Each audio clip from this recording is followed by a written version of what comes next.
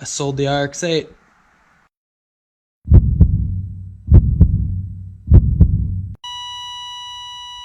What's up, guys? Welcome back to Flatland Detonation. If you're just tuning in, this is the K20 going into an RX8 build. You might be a little confused because I just said I sold it, which I did. There's no more RX8 in here, just a little dirty from my new project, but RX8 K20 build. I sold it. Why did I sell it? Well, a number of factors. If you notice, it's winter outside. And when I started this project, it was springtime. So when I started this project, I spent about a month working on it every single day, and that's where those videos came from. And I almost didn't release those videos, but I'm really glad I did because a lot of you have been reaching out to me, asking me questions, and just saying, hey, thanks for doing some detailed videos. So I'm really glad I released them, but I sold the car about 2 months ago, and now I'm gonna catch you up to speed. The car does run. It does move. It is currently owned by Andy Smenegard. If you don't know who that is, let's cut to some footage. My name is Andy Smenegard, and we are here at Super Lap Battle 2017 at Buttonwillow Raceway.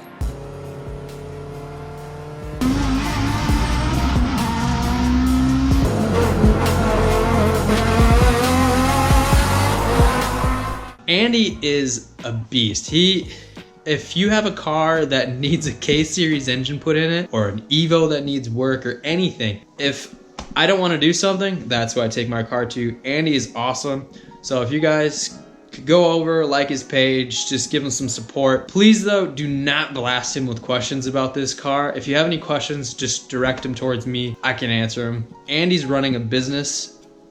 He does not have time to answer a billion questions about this. But if you have questions about your car and you want to take it to him, by all means reach out to him. Please guys, his time is valuable and he is racing all the time. So, catch you up to speed on some stuff here. I sold the car because a number of reasons. It wasn't practical for my needs. The cost was going up pretty fast with the stuff I needed to try, and I just really didn't have time for it. And I ran into a huge issue with how the engine was located in the engine bay with the intake, which I kind of figured out the solution. It just wasn't good because I wanted OEM parts, and this swap just isn't possible with OEM parts. You have to have a flywheel, which we'll get to in a minute, and you just can't have creature comforts that you normally would have in a normal car, which was my biggest thing. This car was supposed to replace my Forester. It was supposed to have AC, cruise control,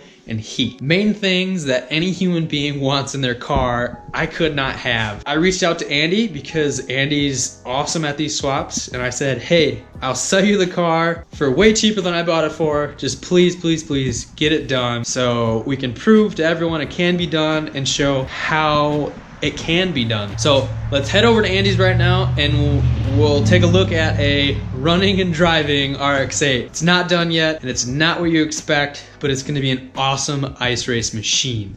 This is the immobilizer, and one wire goes to the ECU, one powers up one of the relays that powers the fuel pump up. Oh, so you had to use the ignition for the immobilizer? Yes, unless you can get a PRC ECU, which is the JDM equivalent. Those don't have immobilizers. So then you can just wire it in and do that a is few literally wires. like an eighth or a 16th of the wires that were in that loom before. I stole this off the old RSX harness. This is so these two just go to the engine harness. And then that one's this was all body harness, and I had to steal these. Half of them aren't being used anymore. Half of them I want to use. I'm gonna hook them up to the RX8 gauge cluster and try to get the RX8 gauge cluster working. It was a good thing I took everything out of that car. Yeah, because I think a lot of this could be I can make work. Did I give you the cruise control unit? I was gonna try to even have cruise control. I'm not good for it. I know you're not, but I bet you could. I don't think it'd be that hard. I had Joel's cruise control working in his car. Really? So it can't be too hard to get it working. But well, I know like the STI, the K swapped STI, they got everything to work because K Pro talked to the. Sure. Yeah. I would say I think you can make anything work. It's not. Yeah, it's just a matter of. Wiring isn't that complicated. It's not like a lot of the German stuff. The next thing is cooling system. So you don't have Honda in you, that's why you need the immobilizer? Right. I wanted to make this run. So I sent you that one video of it running. That was using Devin's harness with AEM. I just hooked it up, made sure it run. I'm like, all right, it runs. And then I pulled it back up. So I was trying to do this on a budget, so I'm like, I don't want to have to buy Honda. You know, I probably will eventually, but like I don't want to invest that much money into the car. You probably have Honda laying around somewhere in the back. Oh, I only got a stack of them. no. Well, I have a spare AEM Infinity ECU that I was thought about. We'll go take it out of Butt's car and all. Yeah, we can go steal an ECU for it. Well, don't need it now. I mean, it runs fine with this ECU. It'll run. I can't imagine it should run just like stock. The only thing different from stock, obviously, for the header, intake manifold upside down, and then fuel pressure, which I think is really close to the same from the RX8. It's a returnless system, and I think they're both same fuel pressure. Manifold not shorter than it was? No, it should be. It's like what? It's about the same. It's going to be a little shorter. I think but probably like an inch, probably shorter. Yeah, and it's upside down, so I don't know what that changes the flow. I mean, I can't imagine it does anything because the plenums are still in there. Right, and NA engines are pretty forgiving. If this was a boosted car, I might like try to verify, make sure each cylinder is running like it should be. You know, try to either get widebands in each cylinder or EGTs or something, just to make sure there's not like a we're having this issue on the Evo. The number 2 cylinder sees a lot more maybe turbulence inside the intake manifolds. That one always runs a little bit leaner, so we richened that one out by 7%. At 7, I think that was just to be safe. But that's on what, 800 horsepower? That was 750 whatever. But yeah, any engines you can run those AFRs from 11 up to like 14, and it's still gonna run okay. Huh. And it's not gonna hurt anything. Well, plus you can't go much more than 350 wheel with the trans in this one anyway. So. Yeah, I wanted to keep this. Like, yeah, whatever this thing makes, probably 200. Like, that's fine. I'm not gonna try to make more power out of it. You just need some studs on there, and just my studs will fit on it. I need to get the because it's got the same pattern as an S2, so there's still quite a bit to do. I want to get the power steering working, which is actually going to be pretty easy now because it's the exact same stuff as Devin's car. It's the Showa. It's all wired the exact same way as an S2000, so I can get that working easy. I need to put in proper fused stuff. So right now there's absolutely no fuses right now.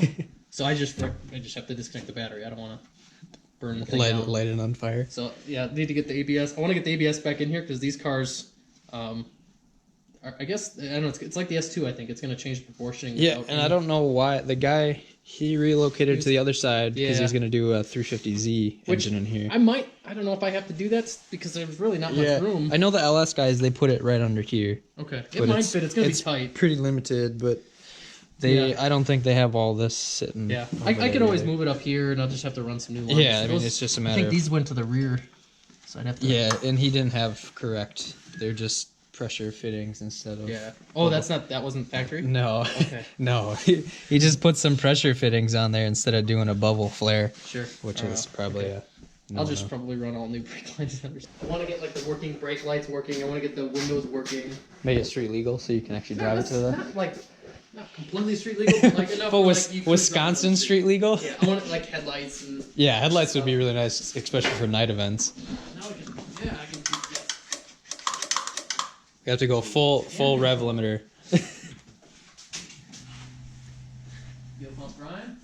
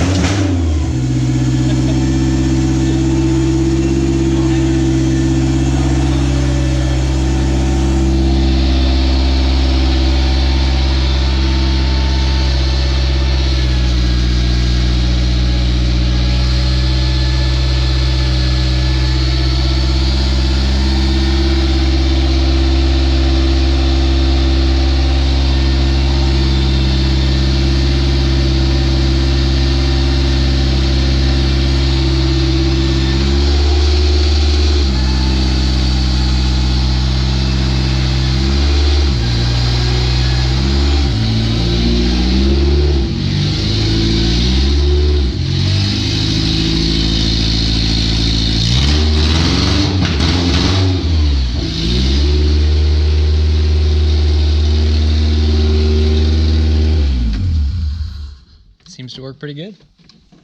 So did you use the stock bolt holes for the slave cylinder? Yeah. Yeah. And just made a longer rod so it would have the reach? Push just to get full control of the clutch. And then with the shorter one it wouldn't fully disengage. Gotcha.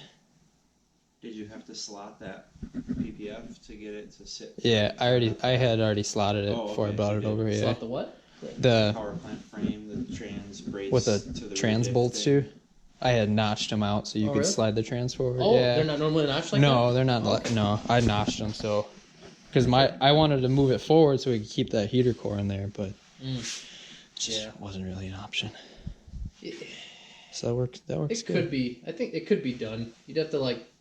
Yeah, I think. Well, the way I wanted to do it was have AC, which obviously there's no room for AC there anymore. You have to rotate the engine, but Yeah, if I were to do it again, and if I was to actually stick a little bit more money into it, I definitely have the engine get it clocked right. There's that one company that makes they make the adapter plate and flywheel. You buy it together, it's like $1,300. Yeah. But yeah, then the motor would sit. And in it there, uses some weird Ford clutch, but very possible. I don't know. I don't know. Because I reached out to them and they were like, "Yeah, the engine sits vertically." I'm like, "Okay." Do you have pictures of it? And they're like, "No." I'm like, "How do you not have pictures of something that you did a swap on? It doesn't make sense to me." Yeah. Yeah, I feel like they just made it, and that's like this one. No, like on that forum I was on, I was like, "There's a plate. How have you guys done this?" And they're like, "I don't like no, like we don't put them in the car. We just." If I were to try to make a kit for this, like I'd want to spend so much time perfecting it. Like I wouldn't want it. Like I wouldn't want to just sell this plate and be like, "All right, there it is. You guys figure out the rest." No, I wouldn't. Well, that's why I got frustrated with it because I'm like, okay, AC's not gonna work. I don't even know if I'm gonna have heat in the car, so. Yeah, what they sold is like just it's kind of an incomplete part. You gonna, like patch up the firewall? Yeah, I want to make a little tunnel that goes around it. Yeah. Oh, what I thought to make it feasible as a swap, like you'd have to have the kit come with that plate and then come with like some kind of, okay, you trace here, cut the firewall out, and then bolt in this. At the very least, like okay, no matter what, you know you have to cut the firewall. So yeah, there's no getting around it. Whatever. Yeah. But like. Make sure the rest of the kit works. Make sure the clutch lines up. Yeah. Place the mount, everything. Because all the guys that were using this were using on like some Ford Escort in Europe. That were using the plate? Yeah, so they weren't. Their engine bay was completely different than this. Oh, so that adapter plate they didn't really. It wasn't sold to work with an RX8. That's just they said it was, but I don't know. They said it could work. Could work. But they also don't have a brake booster on this side. It's on the other side. That was the other thing. Like that's why I had to cut it shorter and shorter. It's so close to the brake booster. Mm-hmm. And I didn't want to. I'm just glad that worked. I was kind of running out of other options. I'm like I don't know what to do. Like either I have to do something really crazy with a different intake manifold. Have it like I don't even think was like the your Eagle ones or was the Eagle one way too big in there? Yeah, that wouldn't even fit. Plus I'd have to notch even more out of the firewall. Oh. Like. And I still have to get the coolant line over to that adapter over there. So I'll have to take this back off, get the coolant line all hooked up. There's enough room in there. It's just close. Yeah. It's going to be tight. But yeah, like there's just not much room in this spot with the engine, how it's sitting, and then the brake in the way. Yeah. And if I wanted to try to get the ABS working there. Are you worried about where the pickup sits? No. Not Just put an extra quart of oil in it? You can put more oil in it. You could try to baffle it a little better. Honestly, it's no different than if you were just taking off kind of a long right-hand corner or whatever. Well, because do you put the? I know they make the front like so the oil doesn't go up into the crankcase. Yeah, they say under braking. Yeah. What do you think of this, Dana? This is the worst looking K-swap ever. But it works. No, it's just ugly. It wants an LS, not a K-swap. Yeah. I'll just say it right now. It needs an LS. I'm just gonna say it. I have a pan. I pulled this out of Moss's because it wasn't working. Yeah, that'll work. So and then it also had this. Yeah, this is for the front. Yeah. Yeah. Which is kind of I pulled this out. I don't understand why do you have two baffles. To me, this just restricts a lot of oil coming back to the pickup. Yeah. Well, you ever watch the VTEC Academy guys? They did. I watched. They still had problems. Yeah. They put 25 different baffles in there, and they have problems. They should just use the Moroso pan with the Honestly, I don't know why. It's not that complicated. That's I don't know like about the those. one that works. I've watched a few of those stock Speed pan. Academy guys, and some of the stuff they do, I just shake my head. I like Speed Academy, but No, I like what they do, and I mean, it's just some of it's like there's a fix for this. Just do that. like an LS instead of that. I looked into that one. Well, I did too. I was watching. Like, LS makes more sense in here, and I started looking. It fits better. I don't know how. It doesn't fit better because you have to move all this Well, shit. yeah, this but gets moved forward. You mess this whole steering angle up. Steering angle, smearing angle. You got an LS. It's a drag. But then car. you The steering have, rods are like pointed backwards like this. So that's like, why you cut them, and then you make more angle because then it just becomes a drift car. Yeah. I looked into it. It would have been more expensive to do an LS swap. Oh yeah, I mean, transmission. I think the transmission, like a T56, would cost more than this entire thing would. No, you just use the 4L80 that comes in your truck you bought for parts. Yeah. Need to figure out some coolant. The coolant stuff is pretty much the last step, and then need to finish the exhaust. Yeah, this is a stock RX8 one. I think the stock one will work. I noticed this got broke, but it might be okay. Jared. It's yeah. We'll blame Jared for that. Otherwise, I knew mail him that footage. Yeah. Oh, a new that's right. radiator. I'd like to get the ABS actually like working. Yeah, that's an unknown because this thing has been cobbled together twice. Yeah, and I know like probably gonna need like new calipers and rotors and stuff. Yeah, they're bad. Well, that one caliper's in the trunk, I'm pretty sure. No, yeah, I got. He's got the else, first but yeah. Fast and the Furious Jetta thing going on. Yeah, they're gross. Oh, no. They're really gross. That's this side. They'll clean up. Just hit the brakes really hard a couple times. We'll see. I gotta order some sort of power distribution thing so things are fused correctly. And, Yeah. It's quite a long list yet. All right, guys, so we're back, and you've probably had some questions. One, the adapter plate. Link in the description below on where we got the adapter plate from. That bolts the RX8 transmission to the K20. That way, everything in the driveline is retained. Two, what did we use for a flywheel, a friction disc, and clutch? The flywheel is a K Miata, and it is actually designed to put a K series in an S2000, so it's actually meant for an S2000 clutch. What Andy did is he took the K24 clutch and he actually drilled out the clutch so it would bolt onto the K Miata flywheel. Now we had to do this because if you were to use the K series flywheel, I kid you not, there was maybe a ½ inch that the input shaft went into the friction disc. And if you're like us and you're doing burnouts, you're going autocross, you're putting sticky tires on it, or putting a set of studded ice tires on it, you're just gonna rip that spline straight off and it's gonna be junk. So what Andy did is he used that flywheel to space it inside the transmission bell housing and get a bunch of meat inside that friction disc, which the friction disc is actually a 2006 Miata 6-speed friction disc. Now we needed to do that because it was the same size diameter and it had the right spline count to go onto the RX8 transmission. So bolt that all together and now you have to make the clutch operational. So it still has a RX8 throwout bearing. Andy just extended that rod to have enough play onto the clutch to push the clutch in with the throwout bearing and get the clutch to work. As far as the ECU goes, right now Andy is using the factory RSX harness and ECU. So it's running just strictly off of that. As you saw in the video, he's using the immobilizer key to get the car to start. That talks to the ECU. Obviously, if you're doing this swap, you're probably doing it to make more power than a rotary and be more reliable than a rotary at the same time. You're gonna need to buy K-Pro. And that was kind of where I lost touch with this project. Everything just added up really quick. Andy's awesome because he has all these parts laying around. They're all around his shop. It's ridiculous. So he has very little into this swap. And I want to talk to you guys about that right now. Let's talk cost. If you were to go out and buy an RX8 that needed maintenance, aka apex seals, you're probably gonna spend $1,000 on the low side for a rusty one like we have, or $2,500 for a really clean, low mileage one. So we'll meet in the middle and we'll say $2,000. That's not middle, but we'll say $2,000. All right. So now you need an engine. That's gonna be probably around $500 to $600. We bought a whole RSX just to make it easy, pull all the wiring out, don't have to worry about sourcing stuff. And then after you part everything out, you're probably gonna be about $600 into it. All right. So you got the main things down. Now you need an adapter plate. I think that was like 200 bucks. You need a clutch, friction disc, flywheel. Flywheel was 500 to 600 bucks. Once you bolt all those together, now you need exhaust and intake. The intake side of it, obviously it's custom.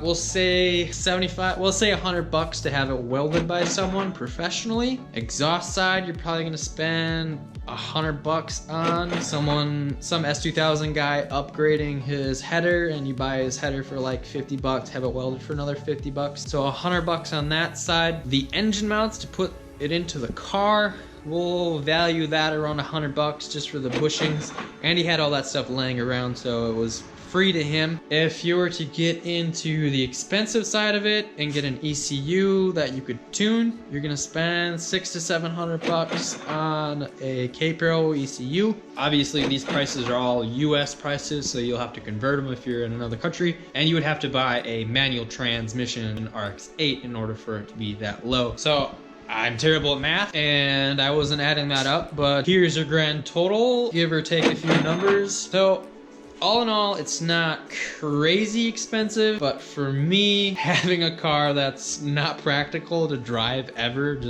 that wasn't worth it to me. My dream is to have a LS Swap 280Z, an S30 chassis, and that'll be my impractical car, but this just wasn't it for me. I already have the RS that has tons and tons of work that needs to be done over winter. If you like that kind of stuff, stay tuned for that. You'll see tons more video of the RSTI on the channel. Obviously, Andy has a lot to do on the car still. One of the main things, because he's going to be using it for ice racing, is how to have heat. He cut quite a bit more out of the firewall to get the engine to sit back a little further, and that basically eliminated the heater core box. He removed it just to get it out of the way, not have to worry about all that stuff in there. If you're gonna do this swap and you wanna be able to street drive this car, you're gonna have to figure out a way to move that engine forward. It's totally possible. I mean, we talked about it. It's possible, but honestly, a better kit needs to be made to change the engine angle in the car, and that'll solve a bunch of other issues. Really not practical for me. It's nuts that an LS fits so much better in these cars than a K-Series, but a K-Series is, I don't know, it's cool. I still like the idea of this project. It's just wasn't practical for me, but I look forward to what Andy's gonna do with the car. We have ice racing coming up in a month. As you can see, it's snow out there. It's freezing cold. It's like 20 degrees right now. I'm freezing to death, but stay tuned, guys. Hopefully bring you coverage on Andy ice racing the RX8. It's running. He's got brakes and a couple of other little things like cooling to do to get it actually just functional. I've got my new project. I'll be dropping a video for that soon. If you're following me on social media, you already know what it is. That's gonna be a lot of fun. Maybe ice race that on studs. I'm really not sure if I'll be able to fit without tearing my fenders apart. Thanks for watching, guys. If you have any questions, hit me up on, probably Facebook is the easiest way to get a hold of me about any questions you have about this project. Thanks for watching. Hope you learned a lot. See you guys next time.